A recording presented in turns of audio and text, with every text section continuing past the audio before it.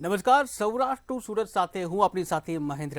સમાચારની શરૂઆત કરીએ તો મહત્વના સમાચાર જૂનાગઢ માંગરોળને લઈને સામે આવી રહ્યા છે, જ્યાં જૂનાગઢ માંગરોળમાં કમોસમી વરસાદ થયો છે। માંગરોળ પંથકમાં વરસાદી સંકટ જોવા મળ્યું। કાળા ડિબાંગ વાદળો ઘેરાયા હતા, ત્યારે જે ખેડૂતો છે, ખેડૂતોની વરસાદથી જે ખરીદી કેન્દ્રો છે તેની મુશ્કેલીમાં વધારો થયો છે। મગફળીની ગાડીઓ ભરી અને ગોડાઉનમાં મોકલવાની શરૂઆત કરવામાં આવી છે, ત્યારે તાડપત્રી સહિતની વ્યવસ્થાઓ પણ કરવાની ફરજ પડી છે। ઉલ્લેખનીય છે કે હવામાન વિભાગ દ્વારા જે આગાહી કરવામાં આવી હતી તે અનુસાર કમોસમી વરસાદ પડ્યો છે અને જેને લઈને જૂનાગઢના માંગરોળમાં પણ વરસાદી વાતાવરણ સર્જાયું।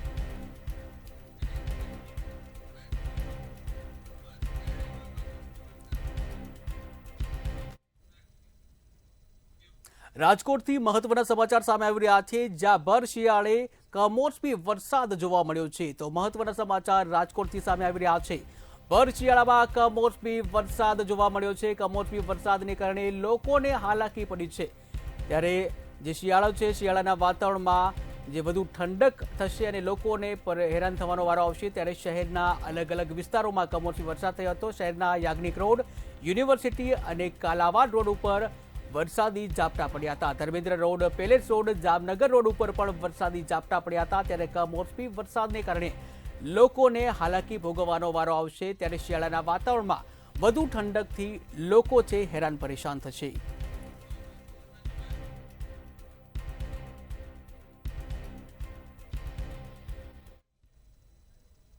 જામનગરથી મહત્વના સમાચાર સામે આવી રહ્યા છે। જામનગરના વાતાવરણમાં પણ અચાનક પલટો આવ્યો છે અને જામનગરમાં પણ કમોસમી વરસાદ જોવા મળ્યો છે।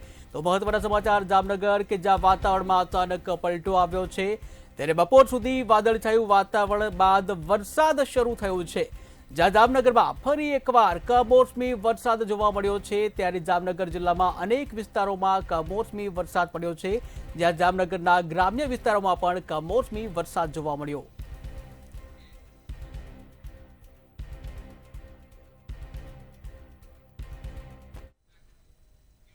તો જૂનાગઢથી મહત્વના સમાચાર સામે આવી રહ્યા છે। જૂનાગઢમાં પણ કમોસમી વરસાદ પડ્યો છે। માળિયા હાટીનામાં કમોસમી વરસાદ પડ્યો છે, ત્યારે જૂનાગઢ માળિયા હાટીના પંથકમાં કમોસમી વરસાદ જોવા મળે છે। કમોસમી વરસાદથી ખેડૂતોની ચિંતામાં વધારો થયો છે, જ્યાં વરસાદ વરસતા ખેતીના પાકોને નુકસાન થાય તેવી શક્યતા છે। માંગરોળ તેમજ માળિયા હાટીના જે પંથક છે તેમાં વાદળછાયું વાતાવરણ જોવા મળ્યું હતું, હવામાનમાં પલટો આવ્યો હતો અને ધીમી ધારે વરસાદી ઝાપટા પડ્યા હતા। વરસાદી ઝાપટાથી ધરતીપુત્રોમાં ચિંતા જોવા મળી રહી છે।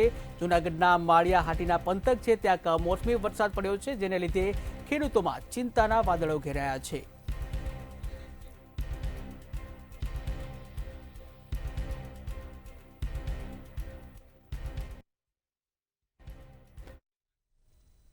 તો સુરતથી મહત્વના સમાચાર સામે આવી રહ્યા છે, જ્યાં સુરતમાં દીપડો દેખાવાની ઘટના સામે આવી છે। તો મહત્વના સમાચાર સુરતથી સામે આવી રહ્યા છે। હજીરા એનટીપીસી સોલાર પ્લાન્ટ છે તેની પાછળ એક દીપડો દેખાયો છે। સોશિયલ મીડિયામાં વિડીયો વાયરલ થતા કુતૂહલ સર્જાયું છે, જ્યાં 30 ડિસેમ્બરે સવારે 7:30 વાગે આ ઘટના બની હતી। દીપડો દેખાતા ફોરેસ્ટ વિભાગ દ્વારા હાલ તો તપાસ શરૂ કરવામાં આવી છે। સોશિયલ મીડિયામાં આ વિડીયો વાયરલ થતા કુતૂહલ સર્જાયું છે।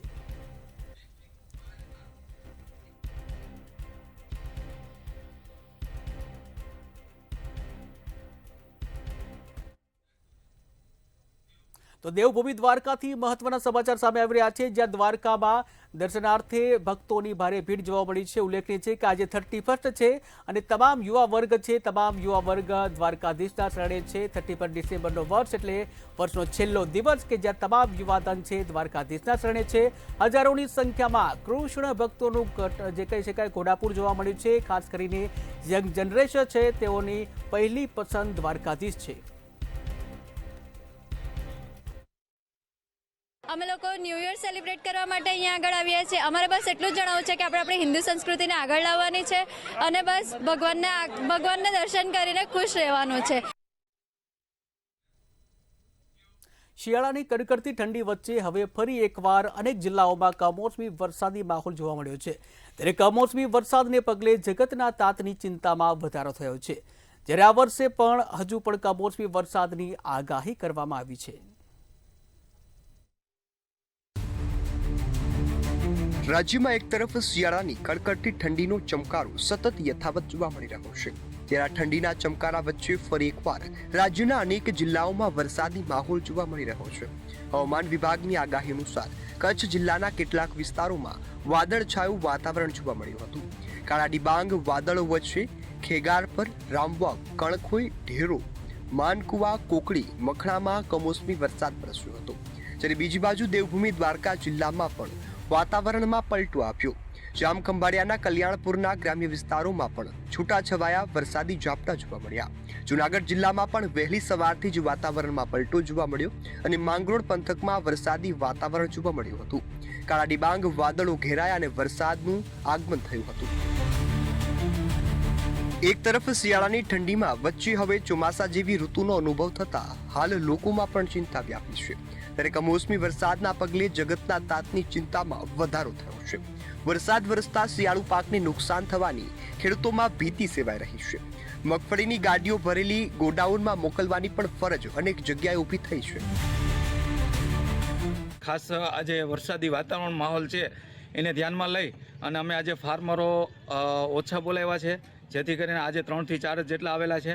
અને ખાસ અમારી પાસે જે જથ્થો આગળનો તોરેલો છે એની અમારે અત્યારે જે ગાડી ભરેલી ચાલુ છે અને એ અમે રવાના થવાની છે. અને તેમ છતાં જે જથ્થો રહેશે એના માટે તાલપત્રીની સગવડ અમારી પાસે છે. અત્યારે જે અહીંયા ટેકાના ભાવની ખરીદી ચાલુ છે મગફળીની, એમાં અમારે 20 ખેડૂત હાજર છે. વરસાદી માહોલના કારણે અમારી બધી વ્યવસ્થા છે. 2 ગાડી ભરાઈ જશે, બીજું તાલપત્રીની વ્યવસ્થા છે. જ્યારે હજુ પણ હવામાન નિષ્ણાંતના જણાવ્યા અનુસાર રાજ્યમાં ફરી એકવાર માવઠાના વરસાદની આગાહી કરવામાં આવી છે. 2026ની શરૂઆતમાં વરસાદી માહોલ સાથે થવાની શક્યતા છે. ઉત્તર ભારત પરથી પસાર થઈ રહેલા મજબૂત વેસ્ટર્ન ડિસ્ટર્બન્સની અસર ગુજરાત સુધી લંબાય તેવી શક્યતા છે. 1 જાન્યુઆરી 2026ના રોજ પણ રાજ્યમાં છૂટાછવાયા વરસાદી ઝાપટા પડી શકે છે તેવી પણ શક્યતાઓ વ્યક્ત કરવામાં આવી છે. બ્યુરો રિપોર્ટ, મંતવ્ય ન્યૂઝ. સમાચારમાં આગળ વાત કરીએ ભાવનગરની, તો ભાવનગરમાં ગેરકાયદેસર પ્રવૃત્તિ સાથે સંડોવાયેલા શખ્સો સામે તંત્ર દ્વારા કડક કાર્યવાહી કરવામાં આવી રહી છે. અસામાજિક તત્વોના ઘર ઉપર તંત્ર દ્વારા બુલડોઝર ફેરવવામાં આવ્યું છે. જ્યાં સરદારનગર, સુભાષનગર અને કરચલિયા જે ડિમોલેશન કરવામાં આવ્યું છે આ વિસ્તારોમાં, ત્યારે ગુનાઓમાં સંડોવાયેલા શખ્સોના ઘરોને તોડી પાડવામાં આવ્યા હતા. મહાનગરપાલિકા અને પોલીસ દ્વારા સંયુક્ત રીતે કામગીરી હાથ ધરવામાં આવી રહી છે. પોલીસ વિભાગને સાથે રાખીને શહેરના અંદર અસામાજિક તત્વો છે જેઓનો મકાન ગેરકાયદેસર બાંધકામો તોડી પાડવા માટે પ્રથમ ફેઝમાં આજે પ્રાયોરિટીમાં 5 અસામાજિક તત્વોનું ચયન કરેલ છે, જેમનો ઘરોનું ગેરકાયદેસર બાંધકામોનું ડિમોલેશન કરવાની કાર્યવાહી હાથ કરેલ છે. શહેરના સિંધુનગર વિસ્તાર, મફતનગર વિસ્તાર તથા સુભાષનગર જે વિસ્તાર જે છે તેમાં આજે પ્રોહી બુટલેગર્સો તથા શરીર સંબંધી ગુનાઓ કરનાર અસામાજિક તત્વો વિરુદ્ધની જે ડિમોલિશનની ડ્રાઈવ હાલમાં ચાલુ છે. માનનીય એસપી સાહેબની સીધી દેખરેખ હેઠળ આજે મેગા ડિમોલિશનની કામગીરી હાલમાં ચાલુ છે, જેમાં બીએમસીના અધિકારીશ્રી તથા તેની ટીમ, ફાયરની ટીમ અને આશરે 125 જેટલા પોલીસ 20 જેટલા પોલીસ અધિકારીઓ આ ડિમોલિશનની હાલમાં કામગીરીમાં જોડાયેલા છે. તો નજર કરીએ રાજકોટ ઉપર, તો રાજકોટમાં વોર્ડ નંબર 6ના ભાજપના પ્રમુખે આંગણવાડીમાં પૌષ્ટિક આહારનું કૌભાંડ આચર્યું હોવાનું સામે આવ્યું છે. જેમાં ભૂલકાઓને આપવામાં આવતું બાલશક્તિ, માતૃશક્તિ અને પૂર્ણાના 120 પેકેટ રિક્ષામાં લઈ જતા પકડાઈ ગયા હતા. ત્યારે આઈસીડીએસના સીડીપીઓ દ્વારા આ કૌભાંડ પકડી પાડવામાં આવ્યું હતું. જોકે આ બાબતે પોલીસ ફરિયાદ કરવામાં આવી નથી. ત્યારે સામે પક્ષે આંગણવાડી કાર્યકર રજા ઉપર ઉતરી ગયા. જ્યાં સીડીપીઓએ આક્ષેપ કર્યો છે કે જે સમયે અનાજ રિક્ષામાં લઈ જવામાં આવતું હતું ત્યારે રેડ પાડી હતી. અમારો માલ તો અહીંથી ક્યાંય ગયો જ નથી. કાલે હજી ઉતરો અને તરત ને તરત થોડા કોઈ ભરાવી દે ભાઈ. અને અમારી આંગણવાડી સારી હાલે છે, એટલે કોઈક જાણ ભેદું હોય છે, એવી રીતના કોઈક આડું હાલતું હોય છે. અમારા આજ 15 વર્ષથી કોઈ એમ કે પડી કોઈ વેચ્યું છે અને નજમાબેન ભાજપમાં છે, એટલે કદાચ કોઈ ખાર ભેદ કરતું હોય, આ બની શકે. ભાજપમાં છે, પ્રમુખ છે. બેન, આ વિડીયો એક વાયરલ થયો છે, એમાં ઓલા રિક્ષા ડ્રાઈવર આક્ષેપ કરે છે કે આ બારોબાર અમે દઈ દીધા છે, મને કહેવામાં આવ્યું હતું એટલે હું વિચારું એવું કહે છે રિક્ષા ડ્રાઈવર. ના, કાંઈ કોઈ વસ્તુની જાણ નથી. કાલ હું ગઈ ત્યાં બાચકા હતા. હું અહીંથી 12:45 નીકળી હતી અને અત્યારે આવી એટલે બાચકા પડ્યા. સીડીપીઓએ રેડ કરતા 36 બાચકાઓ ભરેલા આ પૌષ્ટિક આહાર જે ભાજપ કહે છે એ પૌષ્ટિક આહાર જતો હોય તો બહુ નિંદનીય છે.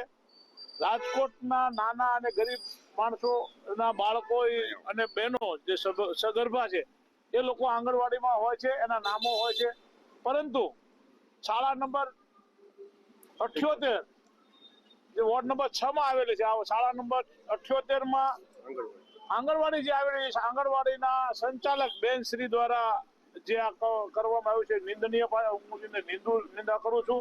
આંગણવાડીમાં આવતા બાલ શક્તિ અને માતૃશક્તિના જે બાચકાઓ હોય છે કે જે અનાજનો જે જથ્થો હોય છે તે બારોબારથી વેચી નાખવાનું એક જે કૌભાંડ છે તે સામે આવ્યું છે અને તે જ કૌભાંડને ઉજાગર કરતા અધિકારી આપણી સાથે છે, એમની સાથે વાત કરીશું તેઓ શું કહી રહ્યા છે આ મામલે. શું નામ આપનું? જયશ્રીબેન સાકરિયા. જયશ્રીબેન, તમને આ કૌભાંડ ક્યારે ખબર પડી અને તમે ક્યારે પહોંચ્યા હતા અને શું ઘટના હતી, સમગ્ર હકીકત જણાવશો?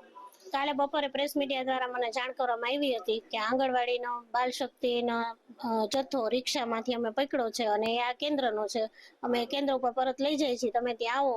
હું ત્યાં ઘટના સ્થળે પહોંચી ગઈ હતી કેન્દ્ર ઉપર જ. અને કયું કેન્દ્ર હતું? કેન્દ્ર નંબર 110 રિદ્ધિ સિદ્ધિ. શું ઘટના હતી, ઘટનાક્રમ કશો?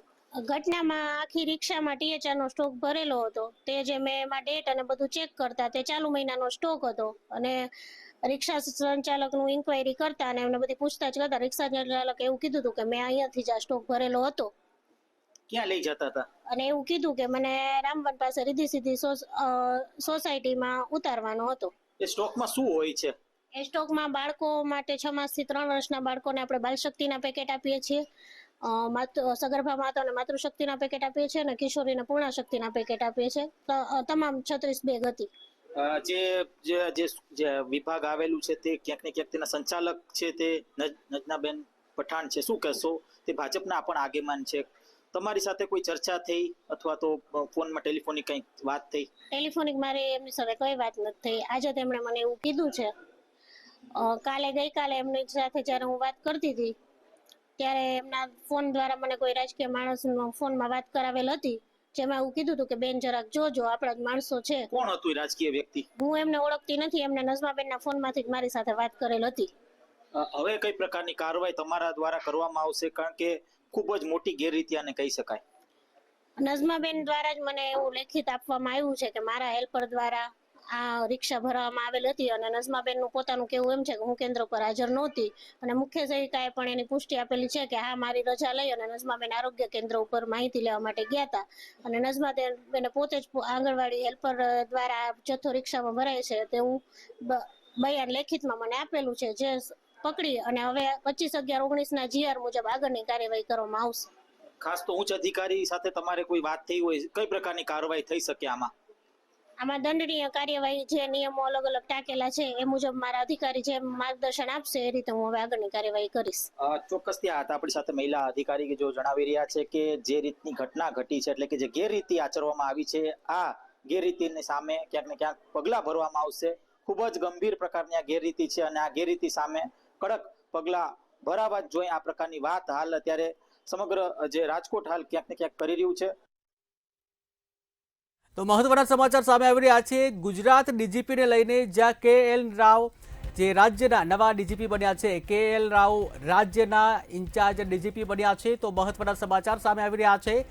ગુજરાતને નવા ડીજીપી મળ્યા છે. KL રાવ રાજ્યના ઇન્ચાર્જ ડીજીપી બન્યા છે. ઉલ્લેખનીય છે કે વિકાસ સાહેબ કે જેમનો કાર્યકાળ જે પૂર્ણ થયો છે તેઓની આજે નિવૃત્તિ છે અને નવા ડીજીપી તરીકે જે કહી શકાય નવા ઇન્ચાર્જ ડીજીપી તરીકે KL રાવ છે એ રાજ્યના નવા ઇન્ચાર્જ ડીજીપી છે. તો મહત્વના સમાચાર સામે આવી રહ્યા છે ગુજરાત ડીજીપીને લઈને કે જ્યાં KL રાવ રાજ્યના ઇન્ચાર્જ ડીજીપી તરીકે હવે કાર્યભાર સંભાળવાના છે. ત્યારે મહત્વના સમાચાર સામે આવી રહ્યા છે જ્યાં KLN રાવ 1962ની બેચના IPS અધિકારી છે. મહત્વના સમાચાર કે 1992ની બેચના તેઓ આઈપીએસ અધિકારી છે, જ્યાં ભારતમાં પ્રથમ આઈપીએસ અધિકારી જેમણે IARIના જે PhD કર્યું છે. તો મહત્વના સમાચાર કે જ્યાં હાલ ડીજીપી CID ક્રાઇમ એન્ડ રેલવેમાં કાર્યરત છે.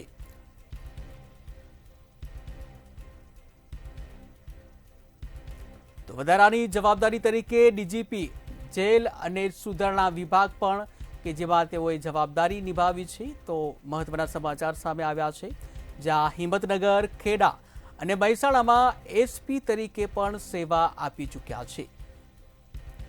તો રાજ્યને નવા ઇન્ચાર્જ ડીજીપી મળ્યા છે. KLN રાવે રાજકોટ રેન્જમાં પણ જે કહી શકાય રાજકોટ રેન્જ છે ત્યાં DIG તરીકે પણ સેવા આપી છે, કે જ્યાં અમદાવાદ શહેરમાં જોઈન્ટ કમિશનર ઓફ પોલીસ તરીકે પણ સેવા આપી ચૂક્યા છે.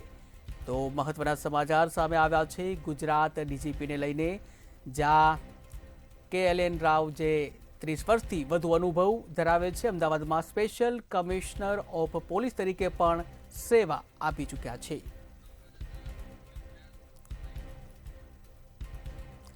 તો આ સાથે જ સંવાદદાતા ઉજ્જવલ વ્યાસ જોડાઈ ગયા છે. જો ઉજ્જવલ, વાત કરવામાં આવે કે રાજ્યને નવા ઇન્ચાર્જ ડીજીપી મળ્યા છે, શું છે વધુ વિગત? જી બિલકુલ, ડીજીપી તરીકે વિકાસ સહાય આજે કાયદેસર રીતે વય નિવૃત્ત થાય છે. અગાઉ પણ વય નિવૃત્ત થઈ ચૂક્યા હતા, જોકે સરકારે 6 મહિનાનું એક્સટેન્શન આપવામાં આવ્યું હતું અને આજે એ એક્સટેન્શનનો સમયગાળો પણ પૂર્ણ થઈ રહ્યો છે. ત્યારે જે સમય સર્વિસના જે કલાકો છે તે પણ પૂરા થઈ ચૂક્યા છે. ત્યારે હવે તેમના અનુગામી તરીકે કોને મૂકવા તે અવઢવવાળો પ્રશ્ન હતો, પરંતુ રાજ્ય સરકારે અત્યારે હાલ ઇન્ચાર્જ ડીજીપી તરીકે ડોક્ટર KLN રાવની નિમણૂક કરી છે. ઇન્ચાર્જ તરીકે તેમની નિમણૂક આપવામાં આવી છે અને આવનાર સમયની અંદર KLN રાવને કાયમી ડીજીપી બનાવે તેવી પણ શક્યતાઓ સેવાઈ રહી છે. જોકે વિકાસ સહાયની વય નિવૃત્તિ બાદ જે પ્રોટોકોલ જાળવવામાં આવતો હોય છે, જે કાર્યક્રમો હોય છે, તે અત્યારે હાલ મુલતવી રાખવાની વાત આવી છે સામે. અત્યારે હાલ તેમને ડાયરેક્ટ વિદાય કરવામાં આવશે. સન્માનની રીતે તેમની વિદાય કાર્યક્રમ કરવામાં આવશે. પ્રોટોકોલ મુજબ તેમની વિદાય કાર્યક્રમ અત્યારે હાલ ટૂંક સમયમાં થાય તેવી સંપૂર્ણ શક્યતાઓ સેવાઈ રહી છે. જોકે અત્યારે હાલ રાજ્યના ઇન્ચાર્જ પોલીસ વડા તરીકે ડોક્ટર KLN રાવની નિમણૂક કરવામાં આવી છે. જી ઉજ્જવલ, સમગ્ર માહિતી બદલ આભાર. તો રાજ્યને નવા ઇન્ચાર્જ ડીજીપી મળ્યા છે KL રાવ, કે જેઓની આજે રાજ્યના ઇન્ચાર્જ ડીજીપી તરીકે નિમણૂક કરવામાં આવી છે, કે જેઓ હિંમતનગર, ખેડા અને મહેસાણામાં SP તરીકે પણ સેવા આપી ચૂક્યા છે. તો મહત્વના સમાચાર ગુજરાત રાજ્યના ડીજીપીને લઈને, કે હાલ તો KLN રાવ, કે જેઓને ગુજરાતના ઇન્ચાર્જ ડીજીપી તરીકેની જવાબદારી સોંપવામાં આવી છે. તેઓની વાત કરવામાં આવી તો અમદાવાદ શહેરમાં જોઈન્ટ કમિશનર ઓફ પોલીસ તરીકે પણ તેઓએ અમદાવાદ શહેરમાં સેવા આપી ચૂક્યા છે. આ સાથે અનેક સેવાઓ તેઓ આપી ચૂક્યા છે. છેલ્લા 30 વર્ષથી વધુ અનુભવ અમદાવાદમાં સ્પેશિયલ કમિશનર ઓફ પોલીસ તરીકે પણ તેઓએ સેવા આપી છે. તો મહત્વના સમાચાર સામે આવી રહ્યા છે, જ્યાં KL રાવ જે કાયદો અને વ્યવસ્થા, ક્રાઇમ તપાસ અને વહીવટી જે નવીનતા છે તેઓમાં પણ તેઓને નિષ્ણાંત માનવામાં આવે છે. લાંબી કારકિર્દીમાં અનેક મહત્વપૂર્ણ પણ તપાસો સંભાળી છે. તો આ સાથે જ સંવાદદાતા વિશાલ મહેતા જોડાઈ ગયા છે. જે વિશાલ, વાત કરવામાં આવે રાજ્યને નવા જે ઇન્ચાર્જ ડીજીપી મળ્યા છે, શું છે વધુ વિગત? જે રીતે સમગ્ર માહિતી સામે આવી રહી છે, આજે વિકાસ સહાય કે જે ગુજરાતના ડીજીપી હતા તેમનો આખરી દિવસ હતો અને તેની સાથે જ તમામ તૈયારીઓ થઈ ગઈ હતી. વિદાયની બધી જ તૈયારીઓને પૂર્ણ કરવામાં આવી અને ત્યારબાદ જે નિર્ણય છે સરકારનો, તે સરકારના નિર્ણયની રાહ જોવામાં આવતી હતી. જે નિર્ણય હવે આવી ચૂક્યો છે અને અત્યારે હાલમાં ડોક્ટર KLN રાવ, કે જે સૌથી સિનિયર મોસ્ટ IPS છે, તેમને અત્યારે હાલમાં ઇન્ચાર્જ ડીજીપી તરીકેનો ચાર્જ આપવાનું નક્કી કરવામાં આવ્યું છે.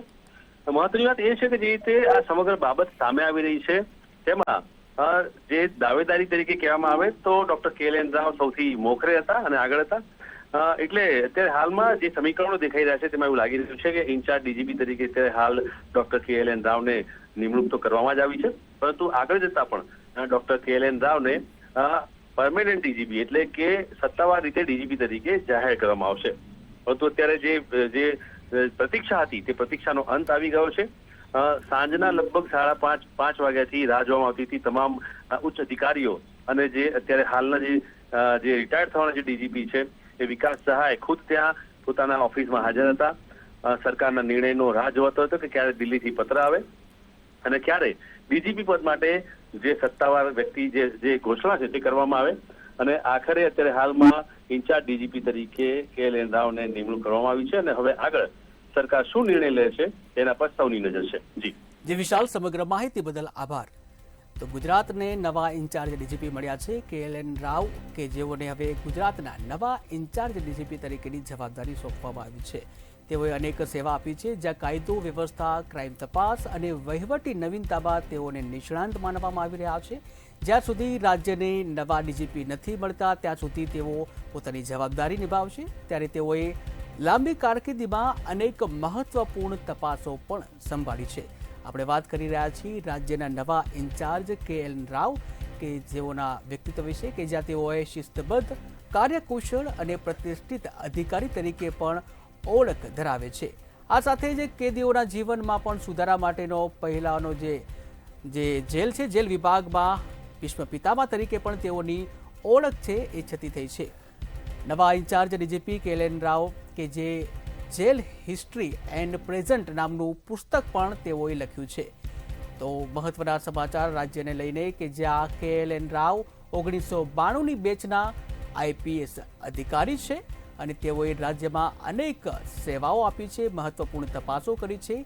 ભારતમાં પ્રથમ IPS અધિકારી કે જેઓએ જે IARI થી PhD પણ કર્યું છે. તો મહત્વના સમાચાર સામે આવી રહ્યા છે. હાલ તેઓએ જે ડીજીપી CID ક્રાઇમ એન્ડ રેલવેમાં કાર્યરત હતા તેઓ, અને હાલમાં તેઓની નિમણૂક ગુજરાતના નવા ઇન્ચાર્જ ડીજીપી તરીકે કરવામાં આવી છે. જ્યાં સુધી નવા ડીજીપી ન મળે ત્યાં સુધી ઇન્ચાર્જ ડીજીપી તરીકેની જવાબદારી સોંપવામાં આવશે. ઉલ્લેખનીય છે કે તેઓનું ડીજીપી તરીકેનું સ્થાન પણ લગભગ નિશ્ચિત માનવામાં આવી રહ્યું છે, પરંતુ જ્યાં સુધી નિર્ણય ન થાય ત્યાં સુધી તેઓને ગુજરાતના ઇન્ચાર્જ ડીજીપી તરીકે સેવા આપશે.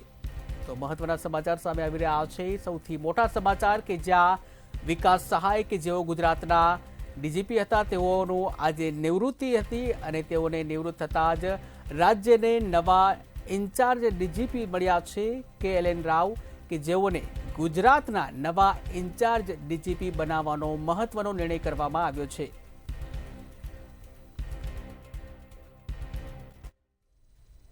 તો સૌરાષ્ટ્ર ટુ સુરતમાં હાલ બસ આટલું જ. વધુ સમાચાર માટે જોતા રહો મંતવ્ય ન્યૂઝ. નમસ્કાર.